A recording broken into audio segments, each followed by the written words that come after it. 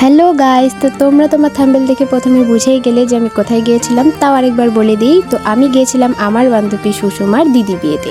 আর শুধু আমি না, আমাদের পুরো বান্ধবীর দলটাকেও ইনভাইট করেছিল, তো আমরা সবাই মিলে গিয়েছিলাম। তো আমি রেডি হতে হতে আমার বাবা গিফটও নিয়ে চলে আসলো বিয়ে বাড়ি যাওয়ার জন্য। তো আমরা 3 বান্ধবী এখান থেকে বের হয়ে গেলাম, আর গেট থেকে আসবে ধরিত্রী আর সৌরভী। তো ওরাও চলে আসলো, তারপর আমরা সবাই মিলে বিয়ে বাড়ি গেলাম। তো তারপর এসে দেখি সুষমা এখনো রেডি হয়নি, আর আমরা অনেক তাড়াতাড়ি চলে এসেছি, কারণ ওদের বাড়ি অনেক ভিতরে হওয়ার কারণে আমরা একটু তাড়াতাড়ি বের হয়েছি বাড়ি থেকে। আর এখানে দেখো ধরিত্রী বাড়ি থেকে সেজে আসেনি, আর এখানে এসে যখন দেখছিল সবাই সেজে গুজে এসেছে, তখন ও কিভাবে সাজছিল। আর প্যান্ডেলের ডেকোরেশনটা অনেক সুন্দর হয়েছিল, আমার খুবই সুন্দর লেগেছে। আর দিদিকে গিফট দেওয়ার সময় আমি ভিডিও করতে পারিনি, তো দিদিকে গিফট দেওয়ার পর আমরা চলে গিয়েছিলাম ফুচকা খেতে।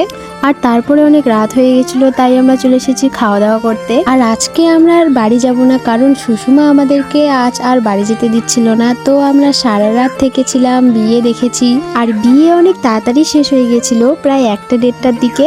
আর আমাদের রিচুয়ালস অনুযায়ী সূর্য না উঠলে বিদায় দেওয়া যায় না, তাই আমরা সবাই মিলে বসে সারা রাত বাসর যাচ্ছিলাম। আর বাসরে আমাদের ধরিত্রী শিল্পী সবাইকে গান শোনাচ্ছিল।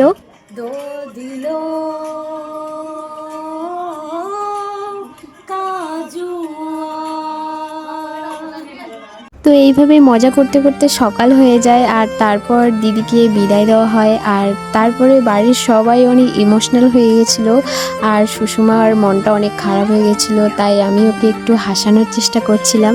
তো তারপর আমাদেরও বাড়ি আসতে হবে, তাই সবাই মুখ টুক ধুয়ে সবাই চা খাচ্ছিলাম। আর বিয়ে বাড়ি থেকে বাড়ি আসার পর আমি আর ভিডিও বানাতে পারিনি, কারণ আমি বাড়ি এসেই ঘুমিয়ে পড়েছিলাম। তো আজকের মতো এখানেই টাটা, বাই বাই।